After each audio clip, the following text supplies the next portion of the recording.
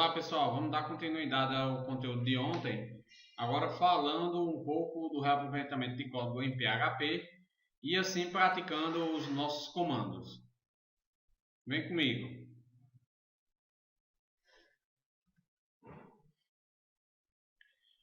Como eu tinha citado, na linguagem PHP nós podemos incluir um código de um outro arquivo dentro do código que nós estamos digitando, ou seja, trazer funções e variáveis que são manipuladas em outros arquivos para o arquivo em que estamos codificando. Aqui um exemplo, eu tenho um arquivo A, certo? Que já tinha sido digitado, poderia ser com uma função X, sei lá, quero usar essa função, eu só faço fazer a inclusão dele nesse arquivo principal. O arquivo B do mesmo jeito, eu posso ter outras coisas e quero reaproveitar, é só colocar dentro do arquivo principal onde eu estou digitando. Isso também pode acontecer de que você delegou funções à sua equipe de desenvolvimento e para cada um você destinou uma função. Então cada um faz uma função. Ao final eu quero reutilizar essas funções, então eu faço a inclusão deles no arquivo principal onde estarei digitando. Isso através no caso do comando include, certo? Você dá um comando include e ele vai fazer o seguinte, ele vai verificar se esse arquivo já existe. Se existir, ele vai colocar esse código dentro do arquivo onde está sendo colocado o include. Detalhe, esse include na realidade ele vai trazer todo o código e colocar dentro do arquivo principal. Ou seja, é como se você tivesse digitado todo o código que já se encontrava naquele arquivo. Nesse caso, você tem que se ater a um detalhe. Quando você for fazer o include, você tem que obedecer essa sintaxe. Colocar include e aqui ele coloca simplesmente o nome do arquivo. Porém, se o arquivo não estiver na mesma pasta do arquivo em que você está digitando, você tem que setar o caminho onde se encontra o arquivo que você quer fazer o include.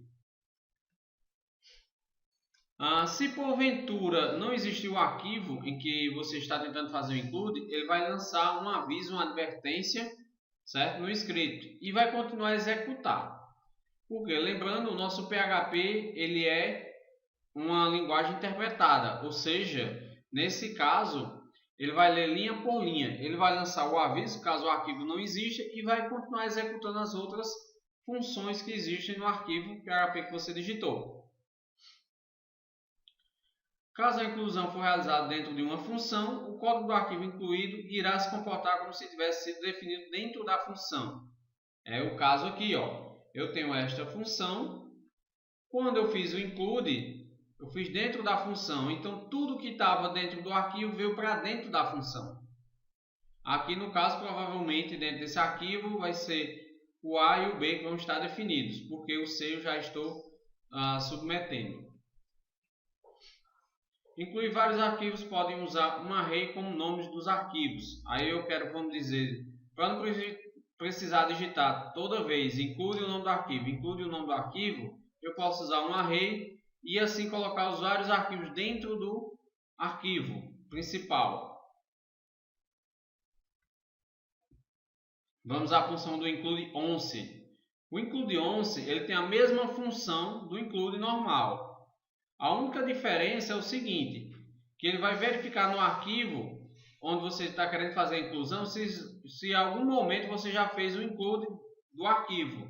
Caso não, ele faz a inclusão. Caso sim, ele não inclui mais o arquivo. Normalmente, para evitar esse tipo de detalhe, esse tipo de erro, eu costumo colocar os includes todos no início do arquivo. Todos. Aqui um exemplo, ó. Include once, coloco o arquivo que está no caminho arc/funções.php. Lá eu vou ter a definição da função soma, nesse funções.php, e a função subtração. Isso atribuindo os valores a C e a D. Se porventura eu tentar fazer a inclusão novamente do arquivo, ele vai verificar e não vai ser necessário incluir novamente. O require é similar ao comando include. O require difere da manipulação dos erros. Enquanto o include produz um aviso, o require produzirá uma mensagem de erro fatal, caso o arquivo não exista e a execução do programa será parada. Eu vou usar o require e vou colocar o arquivo. Ele vai fazer o mesmo procedimento, vai colocar o arquivo. Mas caso não exista, o que ele vai fazer? Ele vai executar até o momento onde vai ver que o require não existe aquele arquivo. De vez ele continuar a execução do código, não. Ele vai fazer o seguinte, ele vai parar a execução desse seu código e apresentar a mensagem de erro. Tá aqui um exemplo, ó. Coloquei um códigozinho HTML e disse que eu quero o require do código do menu que está dentro de um arquivo PHP. Se esse arquivo não existir, ele vai parar por aqui. Caso contrário, ele continua. Require once, ele vai fazer o mesmo procedimento do require, exceto que a função verifica se o arquivo já foi incluído. Ele vai fazer o mesmo procedimento do require. Ele vai incluir, mas vai verificar se o arquivo já foi incluído em algum outro momento do código. Aqui o exemplo. Eu já fiz o require. Aí arquivo barra funções, ele foi lá, pegou, colocou, executou o que eu queria. Aí botei o require once e chamei o mesmo arquivo. Nesse caso aqui, já vai verificar que o arquivo já tem sido chamado, já tem sido inserido. Então ele descarta essa função. Qual é o detalhe da nossa disciplina? Nossa disciplina, na realidade, é utilizada para fazer o back-end. O back-end é responsável por fazer a comunicação do front, ou seja, das páginas criadas por vocês em Web 1, e assim fazer comunicação com o banco de dados. Nosso caso, o banco de dados que nós iremos utilizar é o mais utilizado no PHP, que é o MySQL. Ele é o mais utilizado por ser, até então, digo eu até então, porque ele foi comprado, a empresa que começou o desenvolvimento do MySQL, que era a Sun, foi comprada pela Oracle, que é uma empresa privada. No caso, até então, ele é gratuito, certo? Ele é gratuito, podemos utilizar à vontade, mas como é empresa privada, pode ser que um dia eles queiram custos, né? Ou queiram que cubra custos. Então, vai ter que pagar uma licença. Mas, por enquanto, aproveitemos ela como está livre, né? O pré-requisito para que a gente comece, mas não se preocupem, com o tempo nós iremos ver, é a questão da linguagem SQL. Lembrar um pouquinho lá de banco de dados, um pouquinho da escrita de linguagem SQL. Nós iremos usar para manipular. O PHP ele é bem versátil, ou seja, eu consigo me comunicar com vários tipos de HTTP. É o caso do MySQL, do PostgreSQL, do Oracle, do SQL Server, o Firebird, o Sysbase, Informix, SQLite e entre outros mais. São vários, certo? A maioria dos que são utilizados, o PHP faz comunicação. Aqui um exemplo de uma tabela que nós iremos utilizar no decorrer dos nossos exemplos de funções com banco de dados. Essa tabela é uma tabela simples. Eu tenho uma chave primária que é o código fun, que é de funcionário, nome, matrícula, e-mail, telefone, login, senha, função e o órgão onde esse funcionário trabalha, que é uma chave estrangeira. Para se conectar a um banco de dados usando PHP, ele é bem simples. Nós precisamos apenas do comando MySQL_connect. Antes era só MySQL, certo? Só até MySQL, não tinha um i. Mas a partir da versão 5 do PHP começou a se utilizar a versão MySQL Connect. Hoje, se você utilizar só MySQL para se conectar, ele vai apresentar um erro dizendo que está obsoleto, tudo tal. Um erro não, como ele diz, um aviso. Como é que é feita a sintaxe do MySQL Connect para a gente poder conectar um banco de dados? Você tem duas possibilidades. Uma é você usar simplesmente a nível de conexão e o outro é você fazer a conexão indicando até qual é a base de dados que você quer se conectar. Então vamos identificar o que cada um quer dizer. Você vai ter, por exemplo, nessa parte de baixo, onde tem 4 parâmetros. O host é onde o servidor se encontra. Como no caso de vocês estão instalando o Champ ou qualquer outro software, ele na realidade você vai utilizar localhost nesse servidor, host. Por padrão, o MySQL ele se instala na porta, que é a parte onde vai identificar o serviço, é a porta 3306.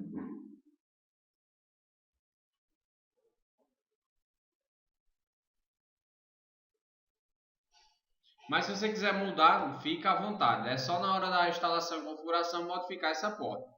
Mas até então, na realidade, é na porta 3306. A parte do login é o login onde você configurou na instalação do MySQL. A senha que você definiu na instalação. E o BD name, é o nome do banco de dados que você quer manipular. Vamos a algum exemplo. Olha esse exemplo aqui. Eu tenho criando a conexão MySQL _connect, localhost. Se porventura for a porta padrão 3306, eu não preciso colocar. Porém, como vocês podem notar, eu tive que modificar aqui. Então, não estou usando a 3306, então eu tenho que definir. Então, você vai colocar localhost 2.3308, foi o meu caso.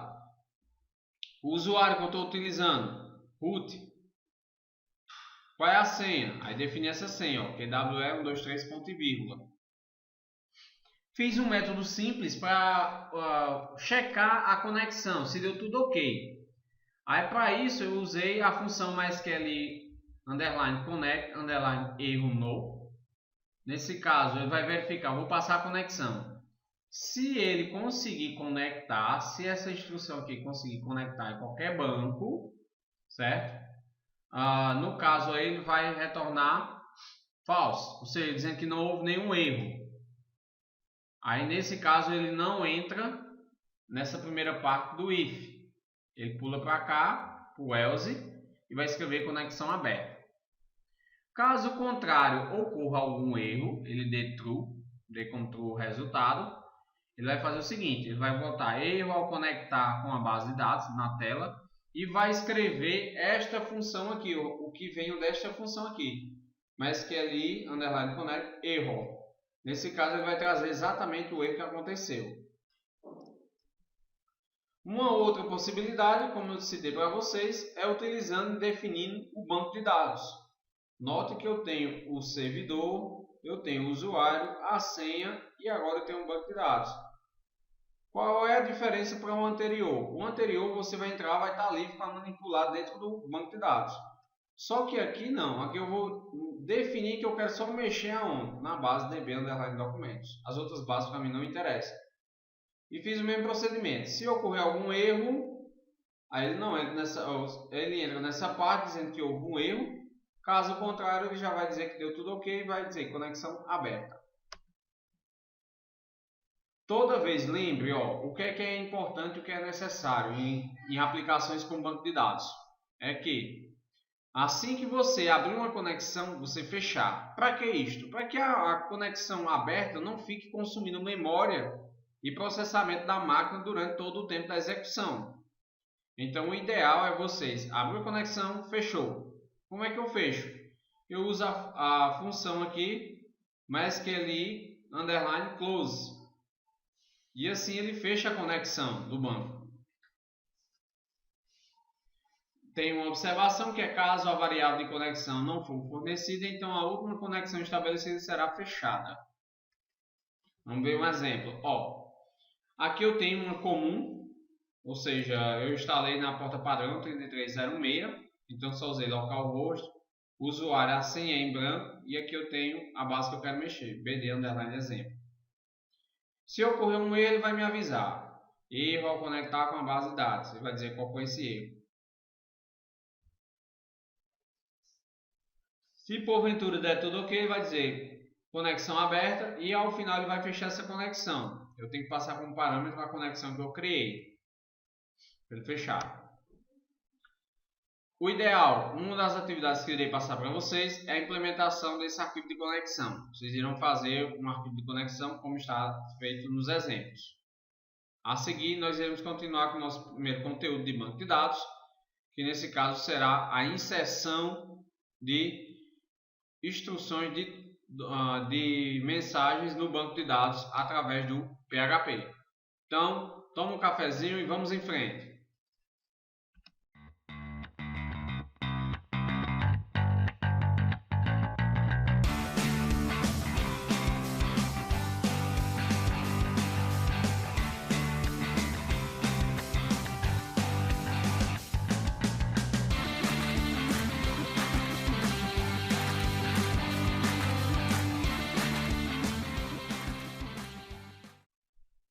Vamos lá, dar continuidade? Então, vamos começar a aprender a manipular o banco de dados em si. Já aprendemos como fazer a conexão. Espero que vocês já tenham feito o arquivo de vocês, né? Bem simples. Logo em seguida, nós iremos fazer agora a manipulação desse banco, usando a linguagem SQL como linguagem padrão. Como é que eu vou manipular o banco de dados? Eu vou manipular através da função MySQL-Query. É utilizado para realizar as consultas, que em sessão não deixa de ser uma consulta ao banco. Ela recebe por padrão dois parâmetros. Eu tenho que ter a conexão que eu estou associado e o comando SQL que eu vou utilizar. Vamos ver a exceção. A instrução você já conhece, né? A instrução do SQL, espero que não conheça, mas puxa um pouquinho aí da memória para lembrá-la. É a instrução insert_into. Eu vou botar insert_into, nome da tabela, os valores, certo? Que eu quero inserir. Detalhe, lembre, se lá na tabela tiverem 10 valores para inserir, você tem que inserir os 10 valores. Não pode, de forma alguma, esquecer disto, porque o PHP vai avisar vocês. Por exemplo, se ele espera que se o banco de dados espera que insiram 10 valores, vocês colocam 9 ou 11, ele vai dizer que a quantidade de valores difere do que tem na tabela. Vou dizer a conexão e vou puxar essa variável que tem a instrução SQL. Um outro detalhe que eu tenho é o seguinte, lembra lá de banco? Opa, perdão pessoal, deixa eu só apagar aqui. Lembra lá de banco? O banco de dados, ele permite fazer daquela maneira, onde eu coloco só os valores para ser inserido. Mas eu posso fazer o seguinte, insert_into, nome da tabela, dizer quais são as colunas que eu quero que sejam dados inseridos e dizer quais são os valores para cada coluna. E assim, vou conseguir executar o MySQL e inserir no banco de dados. Aqui um exemplo, ó. Eu tenho a conexão feita, MySQL Connect diz qual for o banco, o usuário, o servidor, o usuário, a senha e o banco de dados que eu quero manipular. Se desse algum erro, ia apresentar falha ao conectar com MySQL, ia me dizer qual o erro. Agora vamos dizer que não deu nenhum erro. Vou lá. Disse a instrução, ó, insert_into, botei o nome de uma tabela lá, chamei de TBL funcionário e indiquei os valores, ó, que eu queria inserir. Boto MySQL e digo que ele vai fazer a consulta. Uma segunda instrução, mesmo procedimento, e vou dizer o seguinte, ó, insira essa segunda instrução. Terminei tudo, tenho que colocar o close para poder limpar e melhorar as conexões com o banco. Se você não colocar, vai dar certo, vai, não tem problema nenhum. O problema é que com a medida do tempo vai subindo o número de conexões e o seu HTTP vai ficar lento. Outro detalhe aqui, ó. Eu disse os valores que iria inserir na tabela desse banco de dados. Qual é o detalhe? Eu não precisei mais digitar todo o procedimento de conexão. Aquele arquivo, por exemplo, que vocês tenham feito de definir a instrução de conexão com o banco, eu posso fazer um include daquele arquivo. Que lá não vai estar escrito bem direitinho a questão conexão, servidor, vai estar tudo feito. Então eu faço simplesmente o que? Fazer o include do arquivo. E eu uso a variável com que já está definida neste arquivo. Ó. Opa, perdão, lá no arquivo inicial. Deixa eu voltar aqui um pouco. Aqui, ó. Nesse arquivo aqui, por exemplo, eu tenho a variável com e eu vou utilizando como se eu tivesse digitado no meu arquivo.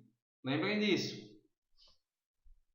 Fiz a primeira inserção, fiz uma nova string de inserção, executei e fechei a conexão com o banco. Note que com não está definido aqui porque ele está definido nesse arquivo aqui de conexão com o banco e eu estou fazendo uso do include. Inserindo datas. Um detalhe bem minucioso é a inserção de datas no MySQL. Ele tem um padrão que é o seguinte, ó. Normalmente ele utiliza o padrão internacional, o padrão inglês, né, o americano, que é ano, mês e dia. E nós brasileiros somos acostumados ao quê? Dia, mês e ano. Você pode fazer uso do artifício de quê? Você pode pegar o seguinte, ó. Admitindo que cada data recebida seja no formato de uma string, dia, mês e ano. Aí você vai separar os campos do dia, mês e o ano utilizando a função substring, substr. Ela retorna uma parte da substring de acordo com a sintaxe. Você vai dizer qual é o texto e vai dizer a posição inicial e o tamanho.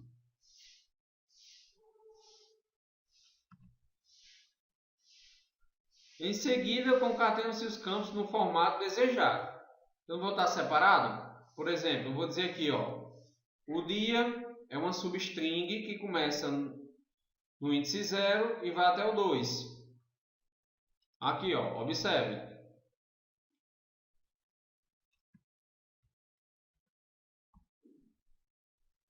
Índice 0 vai até o 2, até essa parte da barra. O mês, o mesmo esquema. Começa no 3 e vai até o índice, ou vai até o tamanho 2, de tamanho 2. Então vai pegar o 3 e o 4. E o ano começa no 6 e vai pegar 4 caracteres. A partir daí eu posso manipular do jeito que eu quiser, como está aqui. Coloco que a data de nascimento na realidade vai receber isso aqui. Ano, mês e dia.